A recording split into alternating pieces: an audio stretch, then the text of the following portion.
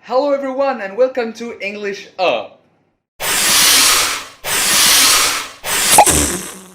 This is Mohammed Nabil and this is our new series to help you enhance your teaching skills. Welcome to Educator Up. This is our first course, Foundational Principles.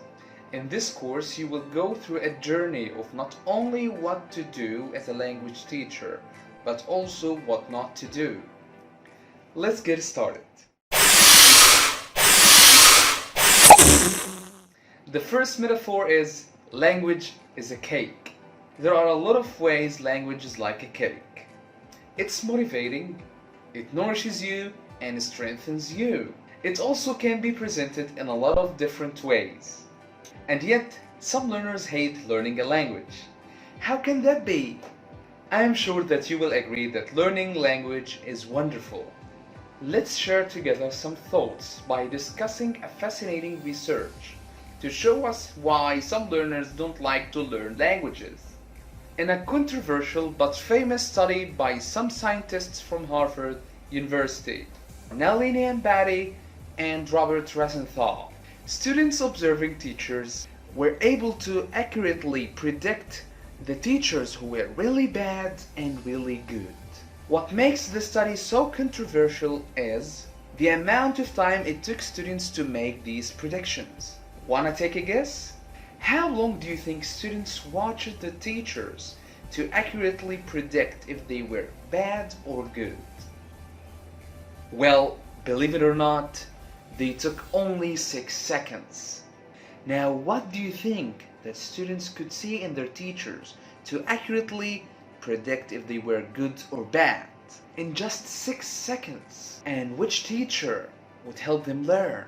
Well, I think the students weren't paying attention to the class content at all. So what were they paying attention to in those 6 seconds? Well, whether you like it or not, the students were paying attention to you, your presentation, your style, and even the way you're standing up.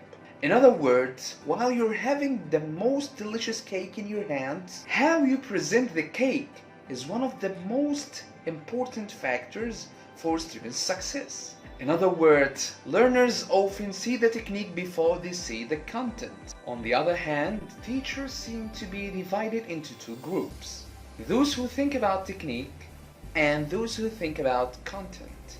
Now let's talk about the university teachers. Are they more interested in technique or content? Well, I'm afraid that many university teachers only care about the content. Maybe this is because they think that they are just researchers or book writers.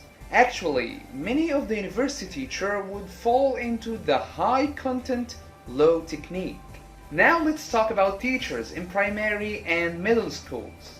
Do they use techniques? Believe it or not, before primary teachers are given the chance to teach in classes, they are given many courses about how to teach young students and make things both interesting and easily understood by them.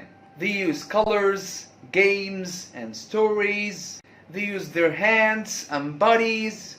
Bodies are not just transports for their brains. They are taught techniques that can break down information and make it easy for a learner to understand. Techniques such as group work, pair work, using flashcards, and board work. However, the opposite problem can often happen here.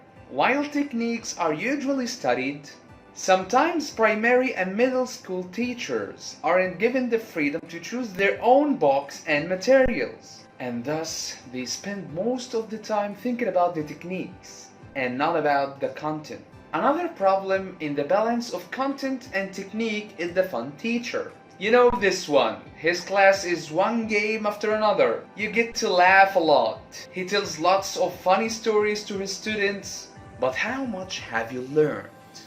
Do the games provide instruction besides fun?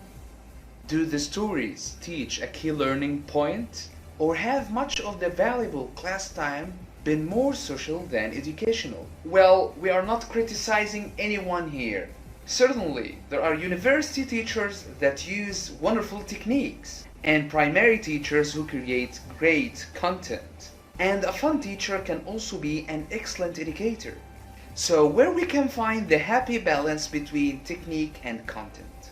Well, as a language teaching professional, keep in mind the huge difference between the content, which is the cake, and the technique, which is the presentation of the cake. Both of them can help you reach a successful class experience.